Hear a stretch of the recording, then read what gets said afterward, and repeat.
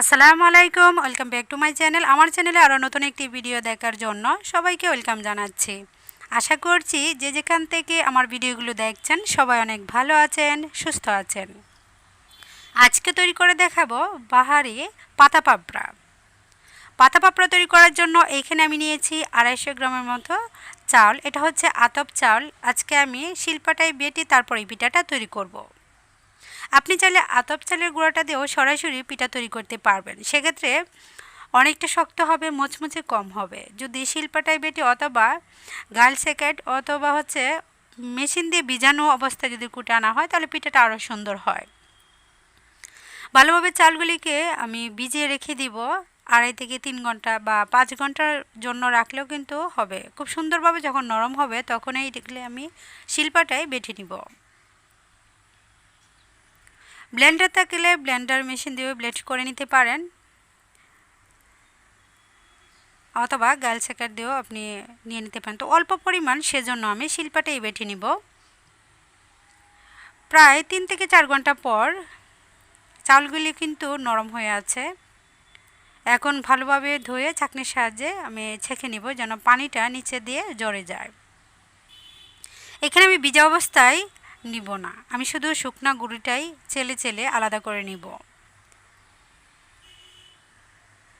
ভালোভাবে চালগুলিকে ধুয়ে ছাঁকনির সাহায্যে আমি ছেঁকে দিয়ে এভাবে রেখে দিয়েছি যেন পানিটা নিচ থেকে সুন্দরভাবে সরে যায়। এখন শিলপাটায় বেটে নিব। চাউলের পরিমাণ কম, সেজন্য শিলপাটায় বাটতেও কিন্তু সময়ের পরিমাণ কম প্রয়োজন হবে। বাসায় যদি ব্লেন্ডার মেশিন থাকে তাহলে ব্লেন্ডারে ব্লেন্ড করে নিতে পারেন। আরও কম সময়ের ভিতরে আপনি এরকম চাউলের গুঁড়াটা পেয়ে যাবেন। 2-3 বার বাটতে বাটতে দেখবেন একটা পর্যায়ে খুব সুন্দর চাউলের গুঁড়া বের হয়ে গিয়েছে। তো প্রথম অবস্থায় আমি ছাঁকনির সাহায্যে চেলে নিয়ে তারপর আবারও 2 বার চেলে নিব, তাহলে খুব সুন্দর মিহিন পাউডারটা আমি পেয়ে যাব। আর দানা দানা যে অবস্থা থাকবে কিছু পরিমাণ লাস্টে সেটা আমি রেখে দিব। আশা করছি আমার আজকে ভিডিওটাও আপনাদের কাছে অনেক ভালো লাগবে। ভালো লাগলে অবশ্যই লাইক কমেন্ট করে আমার চ্যানেলের সাথেই থাকবেন। আর সবসময় যারা আমাকে সাপোর্ট করছেন, কমেন্ট করছেন, উৎসাহিত করছেন, তাদেরকে জানাই অসংখ্য অসংখ্য ধন্যবাদ। সবগুলি চালকে আমি বেটে নিয়েছি। তো 250 গ্রাম চালের গুঁড়া দিয়ে আজকে পিঠাটা তৈরি করব। তো এখানে প্রথমে স্বাদ মতো আমি লবণ মিশিয়ে নিয়েছি। এখন নর্মাল ঠান্ডা পানি দিয়ে আমি একটি ব্যাটার তৈরি করে নেব। ব্যাটারটা বেশি একটা পাতলা হবে না, বেশি একটা ঘন থাকবে না। যেহেতু এটা আমি শিলপাটে বেটে নিয়েছি, আঠালো অবস্থা থাকবে অনেক। এটা দিয়ে ইচ্ছে করলে আপনি কিন্তু জালি পাপড়াও তৈরি করে নিতে পারবেন। তো আজকে আমি জালি পাপড়া তৈরি করছি না, আজকে শুধু বাহারি পাতা পাপড়াটা আমি তৈরি করে দেখাবো। 3টি কালারের সমন্বয়ে আমি তৈরি করব। একটা হবে red fruit colour, green fruit colour, আর একটা হচ্ছে হোয়াইট কালার, মানে সাদা থাকবে। আপনি চাইলে আরও এখানে কালার অ্যাড করতে পারেন। আজকে আমি 3টি কালারে পাতা পাপড়া বানিয়ে আপনাদেরকে দেখাবো। যদি কালারফুল দেখতে ভালো না লাগে, খেতে ভালো না লাগে, সেক্ষেত্রে আপনি শুধু সাদাই রেখে দিতে পারেন। এইখানে ফ্রুট কালার ব্যবহার করলে শরীরের কোনো ক্ষতি হবে না, কালার একটু বেশি পড়লেও কিন্তু ক্ষতি হবে না। আর বাজারে কেনা পাউডার যে কালার থাকে সেটা যদি আপনি ব্যবহার করেন সেক্ষেত্রে স্বাস্থ্যের জন্য ক্ষতি হতে পারে। তো এরকম কলা পাতা নিয়ে নিচ্ছি। আর পাতা পাপড়াটা সাধারণত আমরা আগে কাঁঠাল পাতায় তৈরি করে নিতাম, তো কাঁঠাল পাতা এখানে আমি পেলাম না, সেজন্য কলা পাতার মধ্যেই এভাবে তৈরি করে নিচ্ছি। এটা খুবই সহজ, যে কেউ বানাতে পারবে। আপনি চাইলে একটি পাতায় একটিও তৈরি করতে পারেন, দুটিও তৈরি করতে পারেন। তবে একটি দিলে সবচেয়ে সুন্দর হয়, দুটি দিলে মাঝে মাঝে দেখা যায় যে একটির সাথে একটি লেগে যায়। প্রথমে আমি 2টি করে বানিয়ে নেওয়ার পর তারপর একটি একটি করে পাতা দিয়ে তারপর এরকম সিদ্ধ করে নিয়েছি। এটা রাইস কুকারের পাতিল, আমি সবসময় সবগুলি পিঠা কিন্তু এটার মধ্যে সিদ্ধ করে নিয়েছি। আর উপরে যে ছাঁকনি থাকে সেটার সাহায্যে বাপে আমি সিদ্ধ করে নিচ্ছি প্রত্যেকটা পিঠায়। দুটা করে যখন দিয়েছিলাম তখন কিন্তু লেগে গিয়েছিল। তো যখন আমি একটা একটা করে পিঠা তৈরি করেছি খুব সুন্দরভাবে কিন্তু পিঠাগুলি হয়ে গিয়েছে। তো পরে যেগুলো আমি বানিয়েছি একটা একটা পাতা ছোট ছোট করে কেটে তারপর আমি বানিয়ে নিয়েছি প্রত্যেকটা পিঠা। দেখুন এখানে অর্ধেক পিঠা আমার বানানো হয়ে গিয়েছে, আরও অর্ধেক রয়ে গিয়েছে, ওইগুলো আমি একই প্রসেসে বানিয়ে নিব। যাদের কাছে পাতা পাপড়া পিঠাটা ভালো লাগবে অবশ্যই বাসায় ট্রাই করবেন। আশা করছি খেতেও কিন্তু অনেক ভালো লাগবে। অনেকে আছে পিঠার মধ্যে এই পাতা পাপড়াটা ভীষণ পছন্দ করে থাকে, আর খেতে কিন্তু সত্যি অসাধারণ মজার। দেখতে যেমন সুন্দর, খেতেও কিন্তু অনেক মজা। আরও আমার অর্ধেক রয়ে গিয়েছে, ওইগুলো আমি বানিয়ে নেব।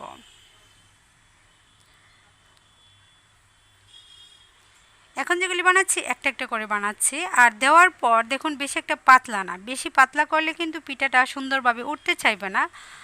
আর একটু ঘন করে দিলে বা ব্যাটারটা যদি একটু পাতলা দেখে যদি একটু ঘন হয় তাহলে খুব সুন্দর পিঠা হয়। দেখুন কালারটা যেরকম সুন্দর দেখাচ্ছে, দেখতেও সুন্দর, কালারটাও সুন্দর দেখাচ্ছে, আবার খেতেও কিন্তু অনেক ভালো লাগবে। যে জিনিসটা দেখতে ভালো লাগে খেতে অনেক ভালো লাগে। এখানে আমি কালারফুল করেছি। অনেকে বলতে পারে কালার কি দেওয়ার প্রয়োজন আছে, আপনাদের কাছে ভালো না লাগলে শুধু সাদাও কিন্তু তৈরি করে নিতে পারেন। তো প্রত্যেকটা পিঠাকে একইভাবে আমি বানিয়ে নিচ্ছি।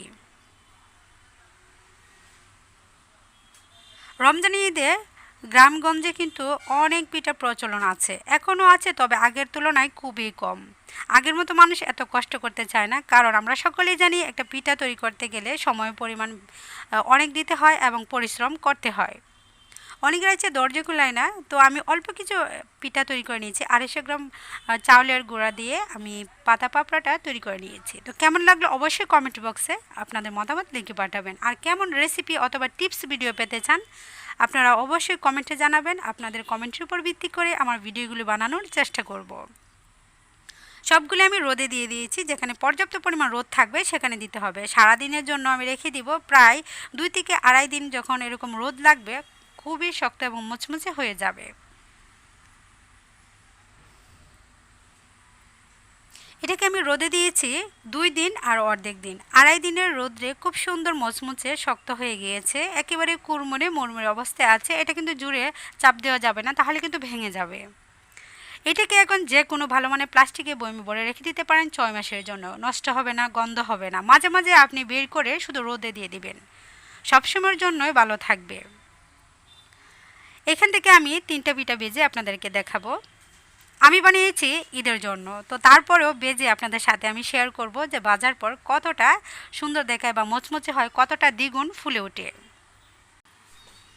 পিঠা ভাজার জন্য কড়াইতে আমি তেল দিয়েছি। তেলটা ভালোভাবে গরম করে নিতে হবে। অল্প গরমে দিলে কিন্তু বেশি ফুলতে চাইবে না, তেলের পরিমাণ বেশি লাগবে। তো যখনই তেলটা অনেকটাই গরম হয়ে আসবে তখনই পিঠাগুলি দিয়ে একটা পর একটা নেড়ে ছেড়ে আপনি নামিয়ে নেবেন। বেশি ভাজার কোনো প্রয়োজন নেই, বেশি ভাজতে গেলে লাল হয়ে যাবে, পুড়ে যাবে, তখন খেতে ভালো লাগবে না, তিতে তিতে মনে হবে। আমি জাস্ট এখান থেকে 3টা পিঠা ভেজে আপনাদেরকে দেখিয়ে দিলাম কতটা মচমচে বা কতটা ফুলে ডবল হয়েছে। একটা ভেঙেও আমি দেখাবো কতটা মচমচে কুরকুরে মুড়মুড়ে। অবশ্যই পিঠাগুলি বানানোর সময় লবণ দেওয়ার চেষ্টা করবেন, লবণ দিলে খেতে অনেক ভালো লাগে। আর এগুলি অনেকে আছে শিরা, উপরে শিরা দিয়ে খায়, অনেকে আছে চিনি দিয়ে খেয়ে থাকে। তো চিনি দিয়ে খেলে পিঠাগুলি বেশি ভালো লাগে। যখনই আপনি ভাজবেন, ভাজার সাথে সাথে হচ্ছে এক হাতে আপনি চিনি উপর দিয়ে ছড়িয়ে রেখে দিবেন, তাহলে গরম অবস্থায় চিনিটা লেগে থাকে, পড়ে যায় না। আজকের মতো আমি এখানেই বিদায় নিয়ে নিচ্ছি। সবাই ভালো থাকবেন, সুস্থ থাকবেন। নতুন কোনো ভিডিওতে আবারও সবার সঙ্গে দেখা হবে। সে পর্যন্ত আজকের মতো বিদায়। আল্লাহ হাফেজ।